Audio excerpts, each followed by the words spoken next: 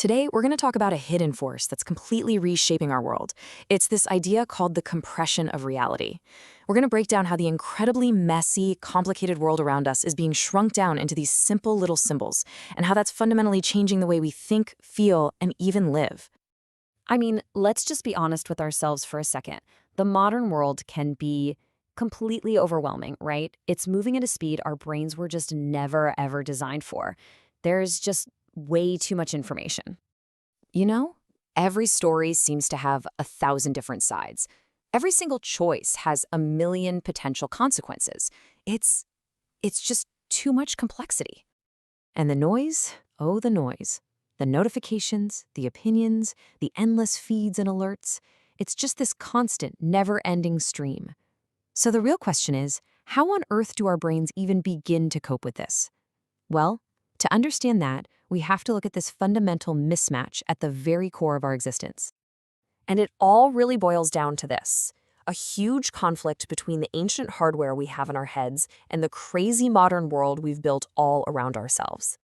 I want you to really think about this. The human brain hasn't had a major software update in, like 300,000 years? We are running on an ancient operating system.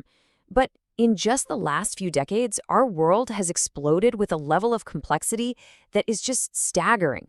We're trying to run this ancient hardware in a completely digital, infinite world. And what does that explosion really mean for us day to day? It means infinite information at our fingertips. It means infinite opinions coming from every corner of the globe. Infinite choices for what to buy, what to believe, what to watch. We are staring down these endless data streams, this tidal wave of content, and more knowledge than any one of us could ever hope to absorb. Our biological brains, they just can't keep up. So, to survive this absolute onslaught, our minds came up with this really ingenious survival mechanism.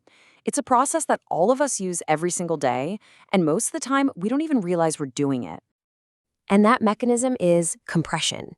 The best way to think about it is like a digital file, right? You can't email a massive high-res video, so what do? You compress it into a much smaller file. Our minds do the exact same thing with reality. They take the slow, heavy, nuanced world and shrink it into simple, light, totally manageable symbols. It's not a bug, it's a feature. It's how we survive the overload. But here's the crucial trade-off. Raw, unfiltered reality, that takes time to understand. It's nuanced, it's complicated, it's heavy. But the compressed version? Oh, that's fast. That's simple. It's light enough. You can send it in a text. We are constantly, and often unconsciously, trading depth for speed. And this, right here, is where it gets really, really interesting. Because once you get this idea of compression, you start to see it absolutely everywhere.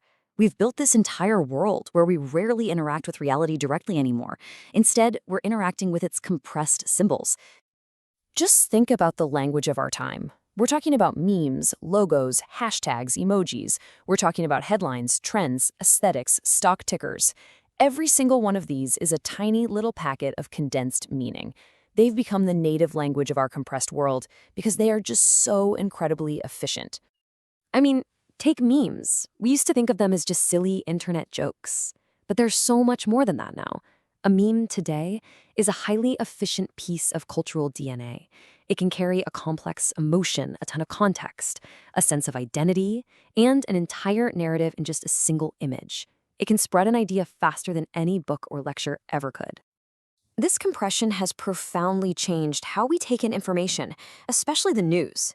A complex global event gets squeezed down into one shocking headline, or maybe a 15-second clip. We don't really get information, we get an emotional jolt. And that leads to a world where feeling replaces thinking, and knee-jerk reaction replaces careful reasoning. We end up reacting before we've even had a chance to understand. And it's not just news, it's our very identity. We now live in what you could call aesthetic reality. Instead of building an identity from complex beliefs and experiences, you can just choose a vibe. You know, the stoic aesthetic or the dark academia aesthetic. You just adopt its symbols and boom, instantly you find a sense of belonging. The presentation, the symbol, becomes more important than the substance. This compression even finds its way into the world of high finance. A massive, unbelievably complex company like Tesla, with all its factories, thousands of employees, and breakthrough innovations, gets shrunk down to just 4 letters, TSLA. Its entire sprawling reality gets compressed into that one little symbol. And investing can become less about the actual business and more about the story we tell ourselves about that symbol. So look, compression is a necessary tool for survival. We need it. But, and this is a huge but, it comes with a really serious danger. It's a cognitive trap that is incredibly easy for all of us to fall into. And this is the central risk. And it's captured perfectly by this old idea of the map versus the territory. A map is an amazing tool, right? It's a compressed, simplified version of a complex world. But nobody would actually mistake the paper map for the forest itself. The danger isn't in using the map. The danger is forgetting that you're only looking at a map. And when we do mistake the map for the territory, compression turns into substitution. A funny meme replaces genuine understanding of an issue. A viral clip, stripped of all its context, replaces the full story. A shocking headline replaces critical thinking. And an aesthetic replaces the hard, messy work of building a real identity. We become prisoners of our own shortcuts. So, if this compressed world is our new reality, what in the world are we supposed to do? How do we navigate all of this without getting completely lost among all the symbols? Well, this points to a fundamental shift in what it even means to be intelligent. In the past, being smart might have been about just knowing a lot of facts. But today, true intelligence is a totally different skill.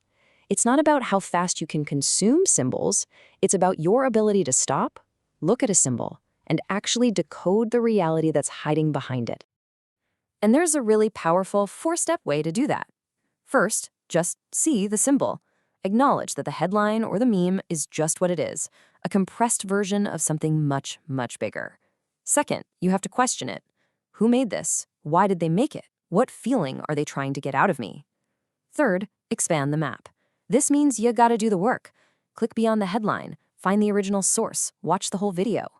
And finally, when you do that, you reclaim the nuance. You bring that rich, complex, messy reality back into focus. At the end of the day, compression isn't going away. It's the native language of our world. The only thing we can really control is how we choose to engage with it. So the final question is really for you. Do you want to live in the simple, fast, compressed version of reality? Or are you willing to do the work to see the complex, nuanced, and frankly, beautiful reality that's always lying just beneath the surface?